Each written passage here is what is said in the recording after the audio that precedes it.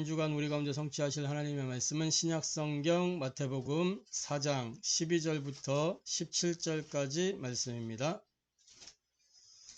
신약성경 마태복음 4장 12절부터 17절까지 말씀입니다.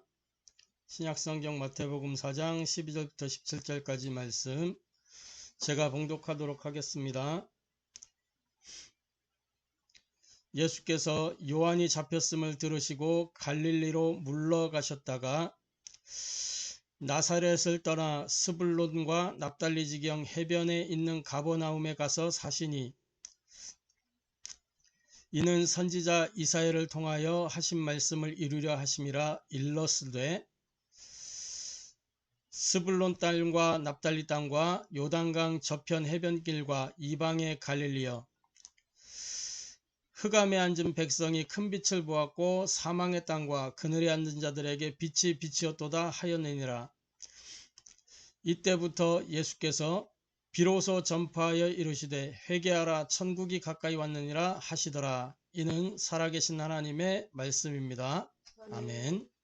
오늘 마태복음 4장 12절부터 17절까지 이 본문의 말씀을 통해서 우리가 함께 은혜 나누고 해답을 얻고 미션으로 붙잡아야 될 말씀의 제목은 천지개벽의 답을 가진 전도자라는 제목으로 함께 은혜 나누고 해답을 얻고 미션을 붙잡게 되기를 바랍니다. 오늘 저와 여러분이 천지개벽의 답을 확인하는 시간 되기를 바랍니다. 먼저 신앙 고백하도록 하겠습니다. 예수는 그리스도, 우리는 하나님의 자녀. 그러므로 모든 문제 끝. 마귀야 가라. 남은 인생 하나님 영광을 위하여. 아멘.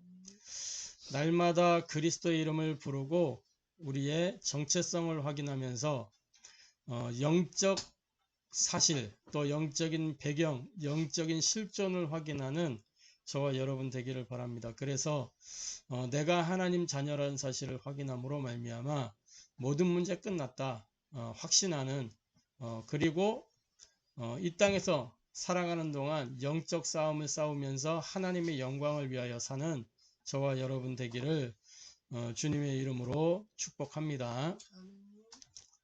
자, 먼저 지금 우리가 살고 있는 이 시대를 살펴보면 너무나도 비정상이 상식처럼 되어버린 그런 시대를 우리가 살고 있습니다.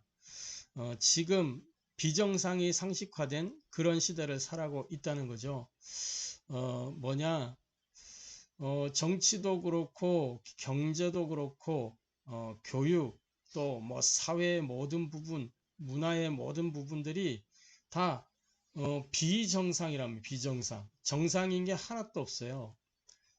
비정상적인 거는. 그 비정상적인 게 상식처럼 되어버린 어린 아이들만 해도 너무나도 이 자기중심적이고 너무나 다른 사람을 배려하지 않는 뭐 어리니까 그렇다.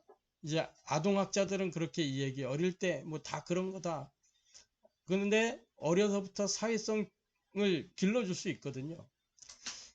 그런데 그런 것들이 너무 당연해버린, 한마디로 이야기하면 나중심, 물질중심, 세상 성공중심, 이 나와 돈과 성공을 위해서 무한 경쟁을 하고 있는 그런 시대가 돼버렸단 말이죠. 또 이 무한 경쟁 시대 속에서 뭐합니까? 내 힘으로 할 수 있는 그 한계가 분명하게 있기 때문에 다른 힘을 자꾸 필요로 하는 거예요. 그래서 뭐하냐? 저 연예인들은 마약, 또 경제인들은, 또 정치하는 사람들은 무속, 점술, 일반인들도 마찬가지잖아요. 내 힘으로 안 되니까 다른 힘을 자꾸 찾는 거예요. 굿하고 뭔가 다른 능력을 구하는 겁니다. 내 힘으로 안 되니까. 이게 비정상적인 거거든요. 근데 이게 상식처럼 돼버렸단 말이에요. 왜 이러한 일이 생겼죠? 원래 사람은 하나님이 하나님의 형상대로 창조하셔서 하나님과 함께하고 하나님의 말씀을 따라 하나님의 인도받으면서 살도록 그렇게 디자인되어졌어요. 디자인 자체를 그렇게 하셨어요, 하나님이. 그런데 이 눈에 안 보이는 사탄에게 속아서 범죄함으로 말미암아 하나님과 단절되게 된 것입니다. 하나님이 사람을 지으시고 말씀을 주셨어요. 선악을 알게 한 나무의 열매를 먹지 마라. 그것을 먹는 날에는 반드시 죽으리라. 죽는다는 데에 포커스가 있는 게 아닙니다. 하나님의 말씀이라는 거예요. 먹지 마라. 말씀을 순종하는 거기에 포커스가 있는 거란 말이죠. 어떤 협박이 아니고 먹게 만드는 존재가 있기 때문에 주의하라, 경계하라. 그리고 그 하나님의 형상을 유지하면서 살 수 있는 기준이 되는 그런 말씀을 주신 겁니다. 그런데 마귀에게 속아서 이 불순종한 게 죄거든요. 이것 때문에 인생의 모든 저주, 재앙, 고통, 질병이 다 찾아 들어온 겁니다. 그래서 마귀가 나, 돈, 성공이라고 한 올무를 딱 만들어 놓고 무속, 점술, 우상, 종교 이 함정을 딱 파가지고 이 올무에 딱 걸려들게 만들어서 함정에 빠뜨리는 거예요. 그리고는 운명의 틀 속에 딱 가둬가지고 그렇게 인생을 유린하는 것입니다. 이런 올무 함정 틀에 빠진 그 인생. 그래서 모든 게 하나님의 은혜가 공급되지 않기 때문에 하나님과 함께하지 않기 때문에 모든 것이 다 비정상이 돼버렸어요. 이 비정상이 이제는 각인되고 뿌리 내리고 체질되니까 상식처럼 비정상이 상식처럼 딱 되어 굳어져 버렸다니까. 여기서 저와 여러분 빠져나와야 되는 것입니다. 이 인생 가운데에 각인되고 뿌리 내려져 있고 체질돼 버린 이 비정상을 끝내는 답이 뭐냐? 오직 그리스도 외에는 없는 것입니다. 오늘 본문 말씀에 보면 예수께서 요한이 잡혔음을 들으시고 갈릴리로 물러나셨다가 나사렛을 떠나서 가버나움에 가서 사셨다 그랬어요. 이 세례 요한의 이야기가 쭉 나왔었잖아요, 앞에. 이 세례 요한은 어떤 사람이냐? 광야에서 외치는 자의 소리였습니다. 그러면서 어떤 사람이냐? 그 시대 속국된 로마 여기에서 해방을 받고 다시 이스라엘이 번성케 되는 그 천지개벽의 꿈을 품었던 그런 사람이었어요. 그래서 쿰란 공동체 여기에 이 공동체를 조직해 가지고 이스라엘의 이 번영을 생각하면서 그렇게 한 시대를 이끌었던 그런 인물입니다. 이 세례 요한은 구약 시대의 마지막 선지자였어요. 구약 시대의 마지막 선지자. 그러면서 신약 시대를 예비한 신약 시대의 핵심은 뭐죠? 그리스도.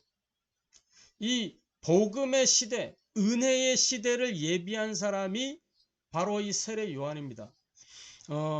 마태복음 3장 1절부터 12절까지 우리가 살펴봤던 본문들 속에 쭉 있지 않습니까?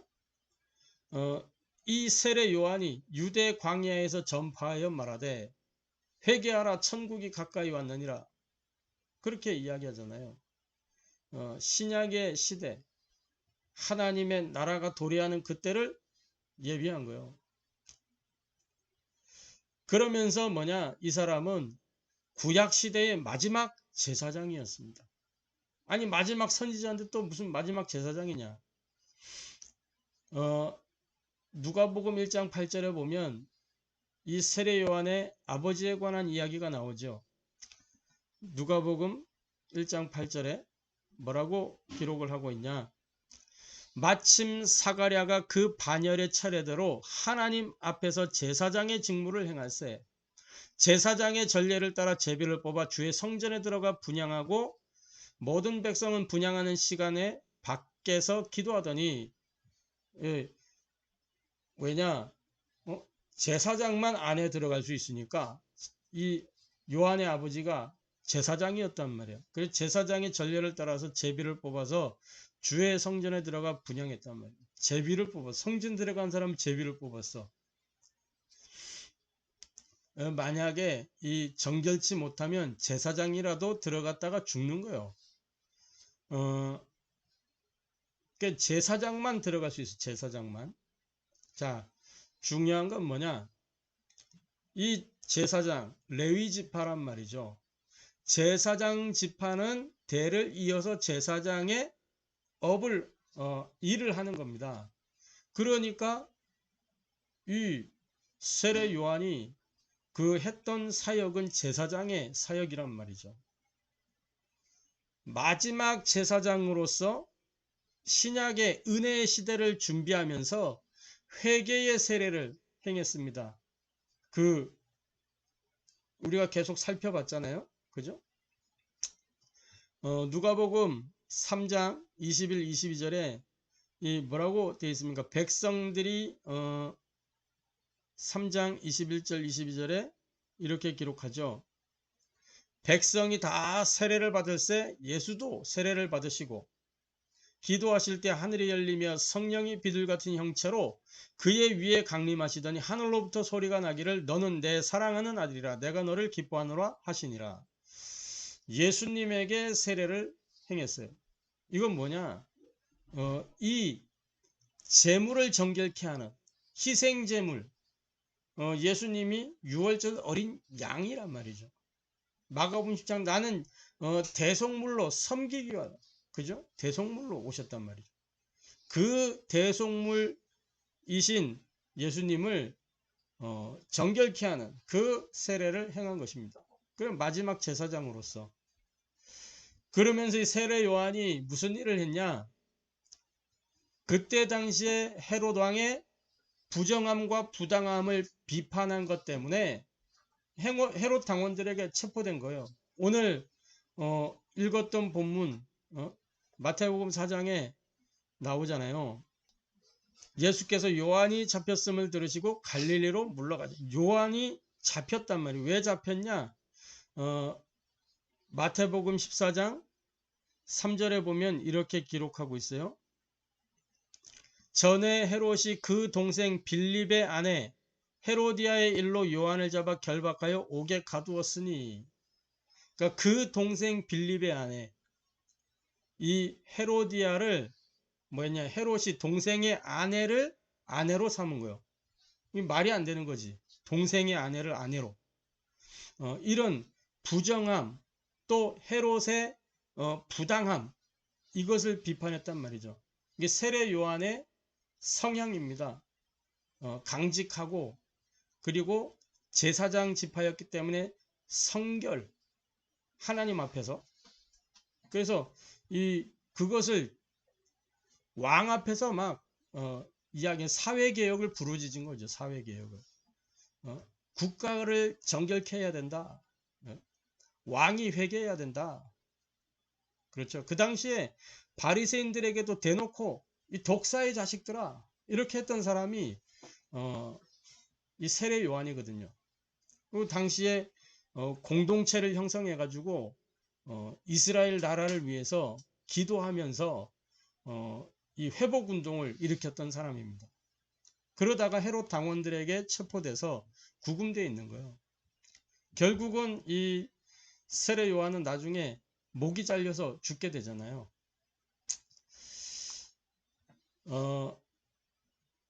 두 번째로 이렇게 우리에게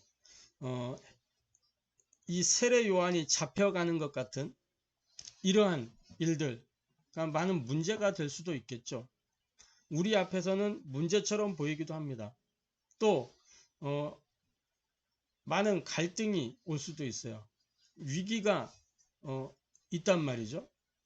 모든 문제, 갈등, 위기가 뭐냐? 오늘 말씀을 보면서 우리가 확인해야 돼요. 이 모든 문제, 갈등, 위기는 사실은 비정상을 끝내라는 광야의 외침과 같은 것입니다. 시대가 비정상인 것도 있었고요. 또 이 사회가 비정상이고 개인이 비정상이잖아요. 그 비정상인 것 때문에 문제가 오고 갈등이 오고 위기가 생기는 거란 말이죠. 그래서 모든 비정상을 끝내라 라고 하는 그 광야의 외침과도 같은 것입니다. 문제, 갈등, 위기가 왔다는 거는. 광야가 어떤 곳입니까? 광야는 하나님을 만나고 하나님의 은혜를 누리고 하나님 나라를 향하여 들어가는 그 언약의 여정이 광야예요. 아무것도 없고 적막하고 황량한 벌판 같지만 그 아무것도 없음, 곧 나에게 어마어마한 문제처럼 다가오는 삶의 현장이란 말이죠. 그런데 그 삶의 현장이 오히려 하나님을 만나는 장이요, 오히려 하나님의 은혜를 체험할 수 있는 장이요, 하나님의 나라를 누릴 수 있는 그런 언약의 여정이란 말이에요. 그래서 스데반 집사는 사도행전 7장에 뭐라 그랬냐? 그 광야를 교회라고 표현해서 광야교회. 광야가 그러한 곳입니다. 우리가 잘 알아야 될 게 뭐냐? 세례 요한이 체포된 거, 이게 문제가 아니에요. 세례 요한이 체포된 게 갈등거리가 아니란 말이죠. 그게 위기가 아니에요. 그 당시에 세례 요한의 제자들은 문제다. 그러니까 막 동요를 일으키고 우리가 어떻게 해야 되냐? 막 이렇게 따지기도 하고 이제 어떻게 계산하기도 하고 뭐 위기가 온 것처럼 세례 요한의 제자들도 그렇게 느꼈겠죠. 그래서 감옥에서 이렇게 감옥에 있는 세례 요한에게 물어보기도 합니다. 우리가 어찌해야 됩니까? 근데 이 세례 요한이 체포되면서 어떻게 됐냐? 오늘 우리가 읽은 본문 보면은 굉장히 재미나게 돼 있어요. 세례 요한이 잡혔음을 들으시고 예수님이 어떻게 하셨죠? 12절에 보니까 갈릴리로 물러가셨다가 왜 어떻게 보면 되게 예수님이 비겁해 보여요. 피하셨거든. 그 현장을 피해 가셨어. 잡혔다는 소리를 듣고 피하신 거예요.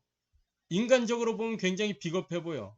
거기에다 또 나사렛을 떠나 자기 고향을 떠난 거예요. 왜? 이 당시에 세례 요한이 그 이스라엘에서 굉장히 영향력을 입히고 있는 인물이었는데 이 세례 요한이 뭐였어요? 그 앞에 마태복음 3장에 어떻게 됐어요? 예수님에게 세례를 주면서 뭐요? 내가 당신에게 세례를 받아야 될 것인데 하면서 예수님을 높이게 되잖아요.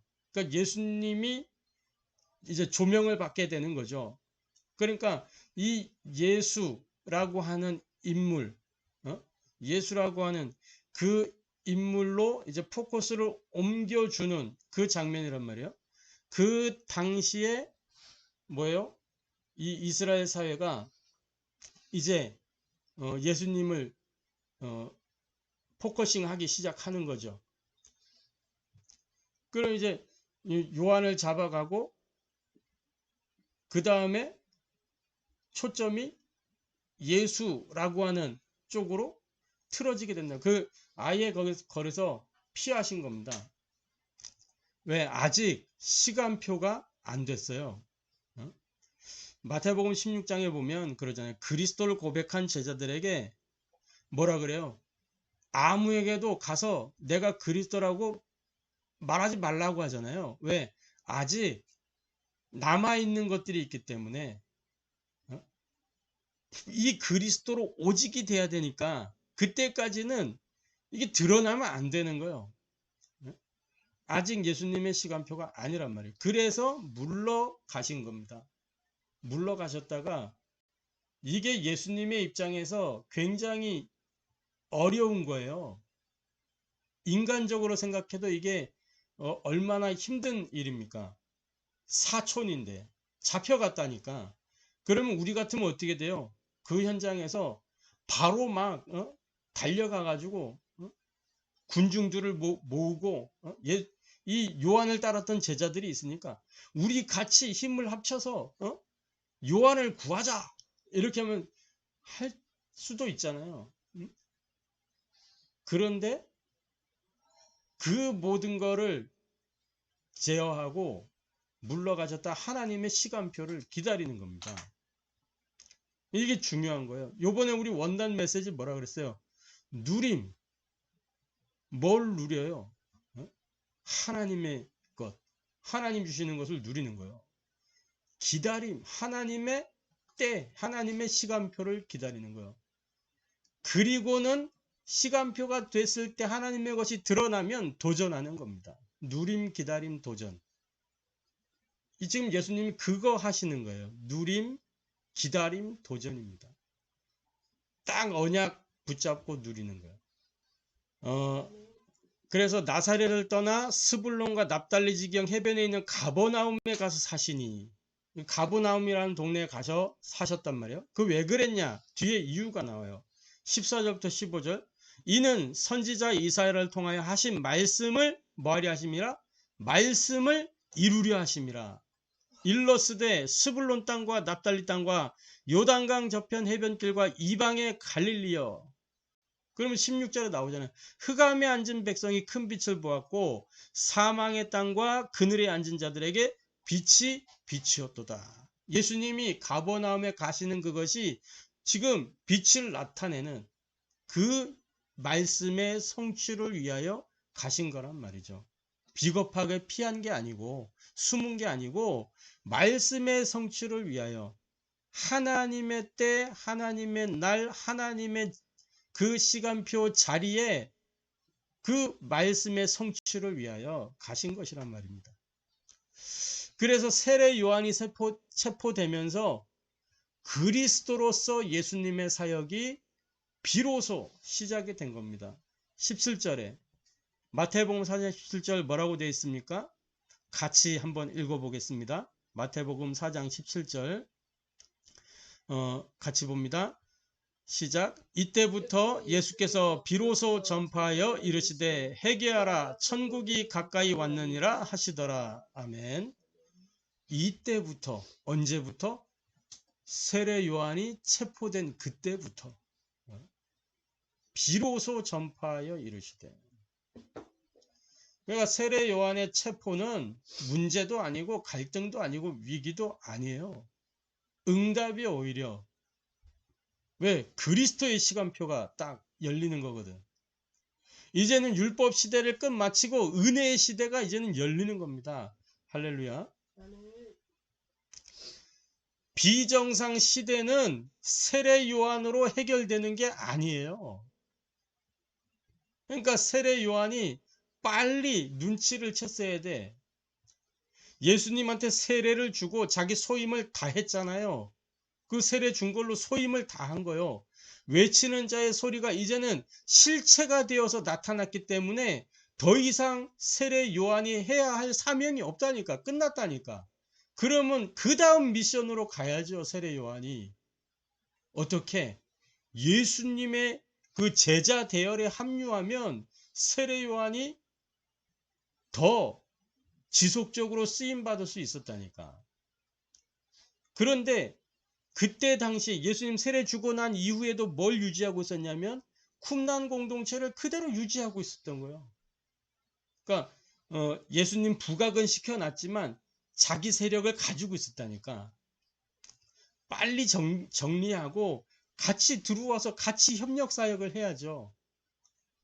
그래서 하나님 나라의 일을 위하여 심부름해야지.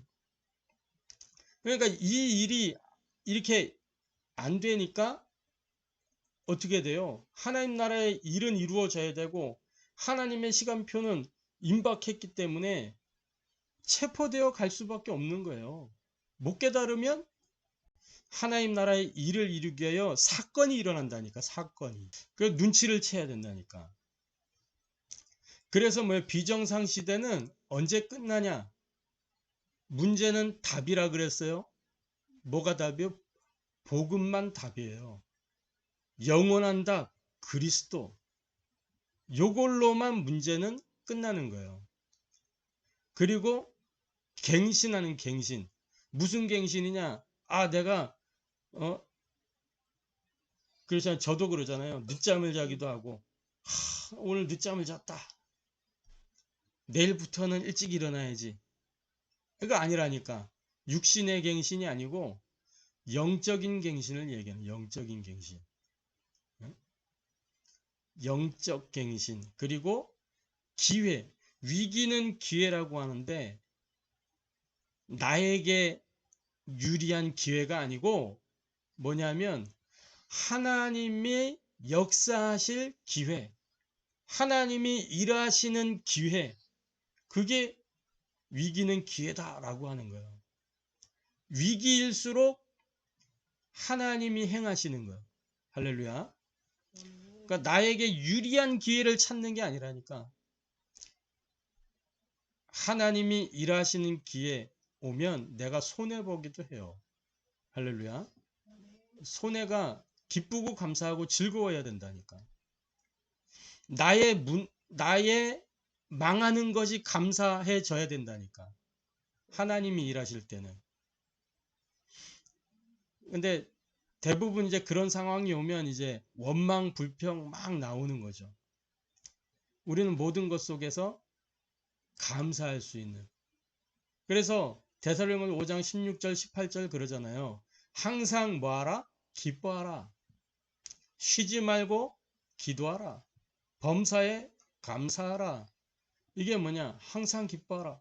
그리스도란 답을 갖고 있기 때문에 쉬지 말고 기도하라. 기도하는 게 뭐냐? 영적인 갱신이에요. 그러면서 뭐 범사에 감사하라. 하나님이 행하시니까. 지금 내가 위기 같지만 하나님이 행하실 거니까 감사하라. 그래서 비정상 시대는 이 영원한 답, 영적인 갱신, 하나님이 행하시는 기회, 이 속으로 들어가야 끝나는 겁니다. 마태복음 16장 13절부터 28절에 보면 그 비정상 중에 비정상의 현장, 가이사라 빌립보, 이게 지명 자체가 비정상이라. 원래 그 지역이 이름이 따로 있다니까. 따로 있는데 그 지역 이름을 가이사라 빌립보라고 이름을 붙인 거, 그 지역을. 가이사 황제, 그리고 그때 당시에 분봉왕 빌립, 그 이름을 탁 붙여가지고 가이사라 빌립보라고. 그 두 사람이 야합을 한 동네라. 이 빌립이 가이사에게 갖다 바치겠다. 그 의미로다가 그 이름을 붙여놓은 거예요. 가이사라 빌립보. 그러니까 비정상 중에 비정상이지. 이스라엘이 로마에 속국된 게 정상이요, 비정상이요? 비정상이라니까. 하나님의 백성이 세상의 노예로 살고 있는 거. 하나님의 자녀가 마귀의 노예되어 있다니까 지금. 그게 비정상이요. 이 비정상은 그리스도 하나님 나라 성령의 역사, 이걸로만 끝나는 겁니다. 할렐루야. 거기에서 예수님 확인하는 거잖아요. 사람들이 인자를 누구라고 하느냐? 그러니까 사람들이 가지고 있는 답은 뭐냐? 세례 요한이라고 합니다. 엘리야라고 합니다. 예레미야라고 합니다. 선지자 중에 하나라고 합니다. 이런 것들로는 이 비정상이 안 끝난다니까. 그때 베드로가 주는 그리스도시요 살아계신 하나님의 아들이십니다. 그때 예수님이 그래요. 바요나 시몬아 네가 복이 있구나. 이를 네게 알게 하니는 혈육이 아니요 하늘에 계신 내 아버지시니라. 네가 은혜를 받았구나. 그러면서 이 고백 하나에 베드로의 인격 성품 상관없이 모든 복이 다 쏟아졌어요.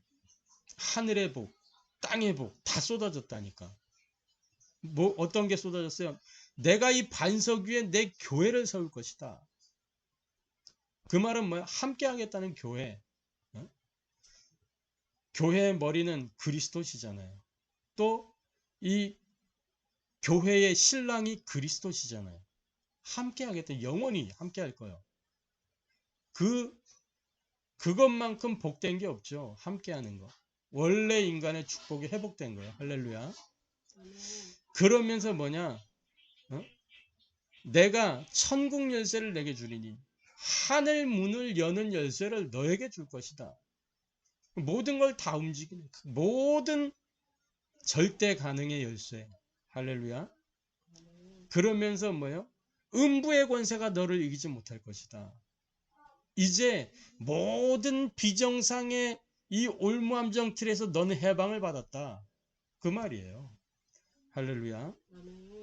자, 그래서 이 비정상을 끝내는 답은 뭐다? 오직 그리스도다. 그래서 이제 세 번째로 우리가 복음으로 오직이 되고 기도에 성공하는 날 비정상의 삶에서 우리는 해방받게 되는 것입니다. 이 은혜가 저와 여러분에게 있게 되기를 바랍니다. 복음으로 오직이 되고 기도에 성공하는. 그럼 뭐 우리가 복음으로 오직이 안 됐냐? 안 됐어요. 가만히 보면 안 돼 있다니까. 너무 신앙생활을 나 중심으로 하고 기도 응답을 나 중심으로 생각하고 성령의 역사를 나 중심으로 해석해요. 하나님 나라는 하나님께서 이루어 가시는 거죠. 그러니까 나 중심이 아니고 하나님 중심으로 움직여가는, 우리는 그분의 그 인도하심을 따라가는 거예요. 근데 우리가 자꾸 막 하나님을 어떤 부리듯이 이렇게 신앙생활하는 경우들이 너무 많아요. 그래서 저와 여러분이 먼저 뭐 해야 되나? 복음에 대한 오해부터 풀어야 돼요. 기도에 대한 오해부터 풀어야 돼요. 복음을 어떻게 생각하느냐? 복음 그대로 좋은 소식이잖아요. 세상에 얼마나 복음이 많이 있어요.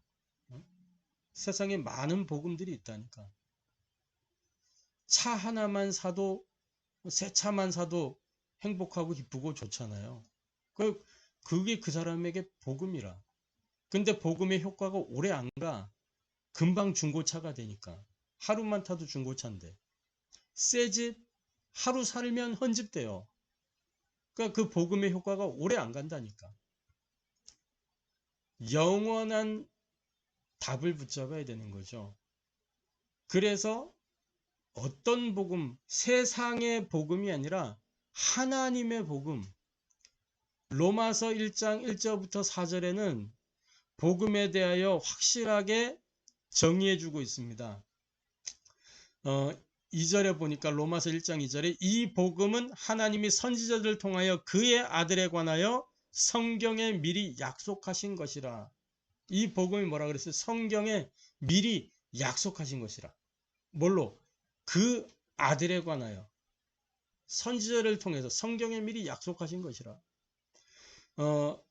그의 아들에 관하여 말하면, 복음에 관하여 말하면 육신으로는 다윗의 혈통에서 나셨고 성결의 영으로는 죽은 자들 가운데서 부활하사 능력으로 하나님의 아들로 선포되셨으니 곧 우리 주 예수 그리스도시니라. 그러니까 이 복음은 하나님의 아들로 선포된 그 그리스도가 복음이다. 그 말이에요. 하나님의 복음 그리스도. 그래서 다른 복음이 없어요. 로마서엔 다른 복음 없다고 계속 이야기하고 있죠. 마태복음에 유대인들에게 너희가 말하는 그 메시아, 그분이 곧 이 예수님이다. 이 예수님이 곧 그리스도다 라고 선언하는 게 마태복음이에요. 너희들이 왕으로 기다리고 있는 그 메시아 이미 오셨다. 그분이 예수다. 이 예수가 바로 그리스도다 라고 이야기하는 거란 말이죠. 그래서 사도행전 4장 12절 다른 구원의 길이 없다 그랬어요. 할렐루야. 그래서 기도에 대한 오해를 풀어야 됩니다. 저와 여러분. 기도에 대해서 사람들이 어떻게 생각하느냐. 쉽게 표현하면 도깨비 방망이처럼 생각하고 있는 게 기도예요. 뭔가 내가 원하는 거를 뚝딱 하고 받아내려고 하는 요 심리가 기도라니까. 그런데 성경이 말하는 기도는 우리가 생각하는 기도하고 완전히 다르다는 것을 알아야 돼요. 성경은 하나님은 우리에게 너희가 뭘 원하는 거 있냐? 그런 거 구하지 마. 그랬어요. 그런 걸 구하지 마. 그런 건 다 이방인들이 구하는 거야. 쉽게 말해, 하나님은 이미 우리에게 뭐가 필요한지 다 알고 있어요. 그런데 왜 안 주시냐? 주면 딴 거 하거든. 그래서 딴 거 안 할 상태 되면 그때 주시는 거예요. 딴 거 안 할 상태가 뭐죠? 복음으로 오직이 된 상태. 그 상태가 되면 오는 거예요. 따라오는 거예요. 따라오는 거. 우린 근데 자꾸 그 콩고물에 더 관심이 많아요. 그래서 다락방은 수준 높게 기도를 하잖아요. 전에 조금 수준 떨어졌었는데 다락방 하면 수준이 높아요. 기도의 수준이 바뀌었어. 뭐라고 기도하냐? 세계복음화를 위하여. 이제 구실을 갖다 붙이잖아. 세계복음화를 위하여 막 나열해. 그래 놓고 세계복음화를 위하여. 하나님이 안 속아요.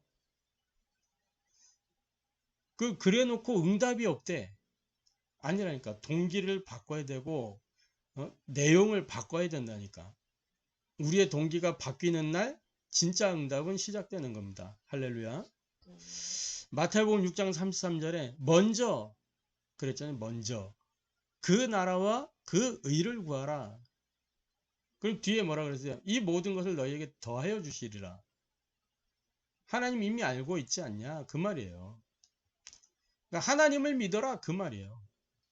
그래서 저와 여러분이 복음이 체질화된 만큼 기도는 생활화되고 세계복음화를 누리게 되어 있습니다. 사도행전 3장 1절 10절에 베드로가 전에는 한 시간도 깨어 있을 수 없는 상태, 기도가 안 되는 상태 속에 있었는데 부활하신 주님을 만나고 감람산에 40일 동안 합숙을 하면서 미션을 받고 나서 그 약속을 붙잡고 집중했어요. 그것도 마가다락방에서 기약이 없는 집중이었다니까. 그 약속하신 것이 임하는 때가 언젠지 몰라요. 기약 없는 집중, 한이 없는 집중. 그런데 열을 딱 집중했는데 거기에 약속하신 그 성령, 그러니까 하나님의 때에 임한 거죠. 오순절 날이 이미 이름에. 그 오순절 날은 하나님이 정해둔 시간표였어요. 아무도 그때가 그때인지 몰랐지.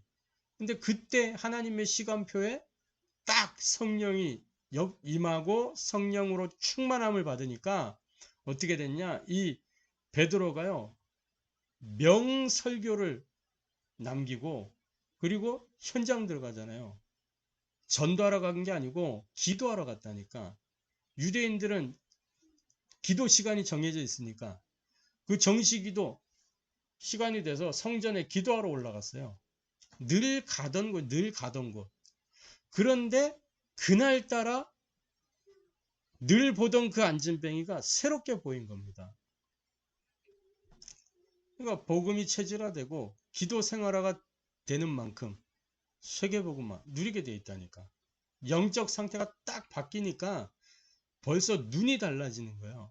사도행전 16장 바울이 늘 가는 곳마다 뭐였냐? 기도처가 있는가? 그래서 그 기도처 찾다가 루디아도 만나고 또 사도행전 16장 6절부터 10절에는 보면은 이렇게 기록하고 있잖아요.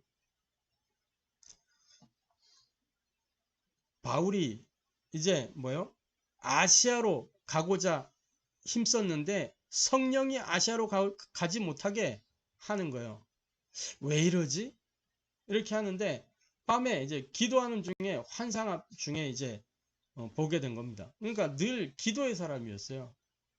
이 기도 속에서 뭐요? 세계복음화의 전환점을 맞이하게 되잖아요. 현장의 전환점이 딱 사역의 전환점, 이게 맞이하게 되는 겁니다. 할렐루야. 그러니까 복음으로 오직이 되고 기도에 성공하는 날, 비정상의 삶에서 우리는 해방받고 하나님의 그 시간표 속에서 응답을 누리게 되는 겁니다. 할렐루야. 자, 결론입니다. 저와 여러분은 천지개벽의 답을 가진 전도자입니다. 그래서 비정상을 정상으로 바꾸는 천지개벽의 주역이 되어야 되겠습니다. 천지개벽이란 말이 뭐죠? 하늘과 땅이 새롭게 열리는 재창조, 이걸 얘기하는 겁니다. 네? 그 이상한 단체에서 쓰는 그 개벽, 증산도나 뭐 이런 데서 쓰는 개벽이거든. 그러니까 막 새로운 소용돌이가 휘몰아치는 거예요. 그런 이제 천지개벽. 그럼 그 단체에서 쓴다고 우리 못 쓸 이유 있어요? 이 성경적인 표현이거든. 천지개벽. 재창조잖아요. 재창조. 정확한 언약을 붙잡고 영적 서밋의 시간을 누리면 이 천지개벽의 주역이 되는 것입니다. 할렐루야. 그래서 언약 붙잡고 영적 서밋의 시간을 누리는 그게 뭐예요? 옛날에 우리 홀로 다락방이라고, 홀로 다락방. 내가 하나님의 말씀을 붙잡고 홀로 말씀 운동하는 겁니다. 언약 붙잡고 기도하는 거예요. 그걸 보고 전도자의 3타임, 3집중이라고 하는 거예요. 우리의 밤 시간, 아침 시간, 낮 시간, 요 하루에 이 1분씩 3번만 해도 돼. 1분씩 3번만 해도 천지개벽의 역사가 일어나는 겁니다. 이 1분씩 3번 3분이잖아요. 거기다가 뭐 아침에 눈 떴을 때 잠자기 전에 5분, 이 5분만 가지고 뭐예요? 하루 24시간 중에서 5분, 그러면 23시간 55분 틀리게 살았던 비정상을 확 정상으로 바꿀 수 있다니까. 할렐루야. 자, 그러면서 뭐냐, 이 영적 서밋의 시간을 누리면서 내가 처한 현장에 절대 망대 세우는 겁니다. 그러면 천지개벽의 주역이 되는 거예요. 절대 망대가 뭐죠? 다른 거 아니에요. 영원한 응답이 절대 망대예요. 영원한 응답이 뭡니까? 그리스도, 세계복음화, 하나님의 나라. 이게 영원한 응답이잖아요. 이 속에서 오늘의 응답이 나오는 거예요.